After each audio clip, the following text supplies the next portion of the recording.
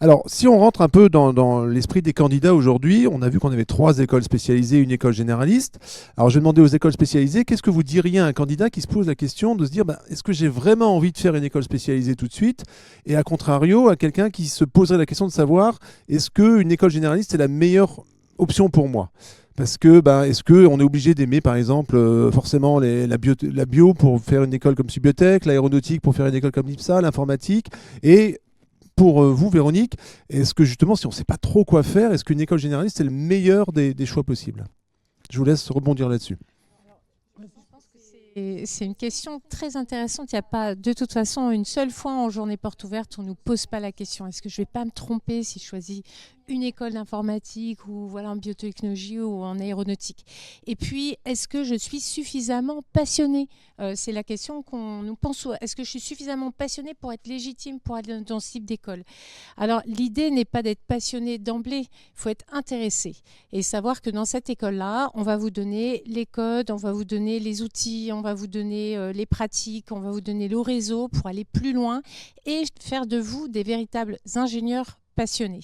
Alors, il faut se dire aussi une chose, c'est que dans nos écoles, alors peut-être moins en biotechnologie, mais en tout cas dans nos 3 écoles, par exemple en aéronautique, il y a des gens qui deviennent pilotes après avoir fait le SME ou après avoir fait l'EPITA comme l'IPSA. Il y a des gens qui sont chez Airbus, chez Air France, chez Thales, au CNES, etc. C'est pas. Donc il y a plusieurs voies pour parvenir au même objectif. Le plus important pour vous, d'ailleurs, ça répond aussi à la question, est-ce que je vais en prépa intégrée ou en prépa classique? C'est pareil, c'est par quel chemin vous allez le plus acquérir de compétences, là où ça va vous faire le plus plaisir, et vous allez acquérir un maximum d'expérience, de compétences, de possibilités qui vont permettre d'avoir un profil intéressant au bout de 5 ans. Moi, je vais compléter un peu, mais effectivement, beaucoup de choses sont dites. Alors, c'est quand même un peu... vous n'avez pas souvent, vous les élèves de terminale, j'imagine que vous êtes nombreux derrière les écrans, vous n'avez pas souvent le moment du choix, et là vous avez un vrai choix à faire, mais c'est génial, c'est un moment important où le cœur doit parler, et puis un peu de raison, la raison qui vous entoure, mais sachez déjà qu'on manque d'ingénieurs en France, quelle que soit la discipline. Donc ça c'est important, vous ne vous tromperez pas. Après, quand vous rentrez à l'EPITA, numérique et informatique, vous imaginez effectivement si vous avez envie d'approfondir l'intelligence artificielle, si vous avez envie de faire de la cybersécurité, oui, ça vous parle, vous en trouverez bien sûr à l'EPITA et vous approfondirez. Donc pas de passion nécessaire, on ne cherche pas que des jeunes qui ont démonté un ordinateur à l'âge de 12 ans, c'est pas ça en fait qu'on cherche. On cherche de l'envie, on cherche de la curiosité parce que c'est aussi ce qui va former un ingénieur. Et oui, quand on sort de l'EPITA, de l'ESME, de Subiotech ou de l'IPSA, on est un ingénieur et finalement on pourra avoir une carrière différente. On pourra devenir directeur financier dans une entreprise d'informatique par exemple parce qu'on a commencé comme ingénieur informatique ou pilote comme tu le disais tout à l'heure.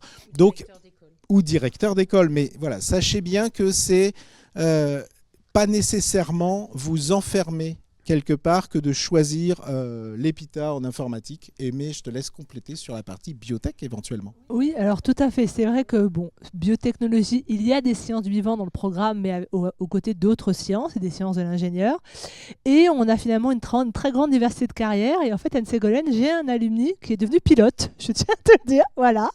Tout comme j'en ai certains qui sont partis dans l'informatique, par l'entrée bio-informatique. J'en ai aussi quelques-uns qui sont allés chez Thales et j'en ai même une qui travaille chez Airbus. Donc, en fait, on a un diplôme d'ingénieur avec un cahier des charges quand même qui est commun. Donc, il y a des compétences communes au métier de l'ingénieur. Et après, avec les stages, les projets, certains élèves s'éloignent un peu du vivant, mais en fait, pour aller vers des projets qui leur tiennent à cœur. Donc, c'est très ouvert. Après, à Subiotech, on a de la biologie, donc il faut quand même avoir un petit peu d'appétence pour ces cours-là. Voilà. Donc, si je résume, il ne faut pas être un geek pour entrer à l'EPITA, il ne faut pas être un futur pilote pour entrer à l'IPSA, il ne faut pas forcément rêver de vivre sa vie dans un laboratoire pour entrer à Subiotech. Exactement. Voilà.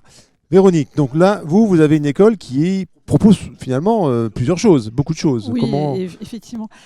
Moi, à cette question, je réponds toujours que vraiment, il n'y a pas de... la réponse, nous, on ne l'a pas en fait. C'est vraiment vous, lycéens, futurs étudiants qui l'avez, la réussite, c'est le travail, et le travail, ça passe par la motivation. Donc en fait, ce qui compte, c'est qu'est-ce qui vous motive. Si ça vous motive d'être dans un environnement où vous êtes avec des gens qui ont un intérêt commun pour l'aéronautique et que du coup vous avez envie d'étudier dans cet environnement-là parce que ça va vous motiver, donc vous allez plus travailler, eh bien il faut aller à l'IPSA. Et je pourrais décliner ça pour mes 3 collègues des 3 autres écoles. Si au contraire vous vous dites bon je sais pas, j'aime les sciences, parce que si vous n'aimez pas les sciences, là, on a un petit problème, mais si les sciences vous intéressent, si vous avez quand même, vous hésitez, vous avez plusieurs envies, vous hésitez peut-être même avec une école de commerce, entre une école de commerce et une école d'ingénieur, alors il faut faire une école d'ingénieur, ça c'est sûr. Et du coup, eh bien, l'école généraliste peut être la meilleure solution pour vous, parce qu'on va vous proposer, et en particulier le SME qui a vraiment poussé au maximum ce concept de tester avant de choisir.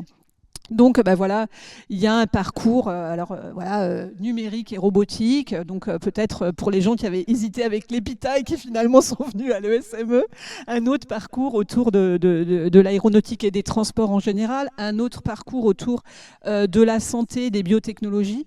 Alors peut-être effectivement dans ces cas-là, c'est le SME qui est la meilleure solution pour vous, parce que vous avez envie de tester avant de choisir. Voilà, donc en fait, ce qui compte, c'est vraiment effectivement l'environnement, les gens qui sont autour de vous.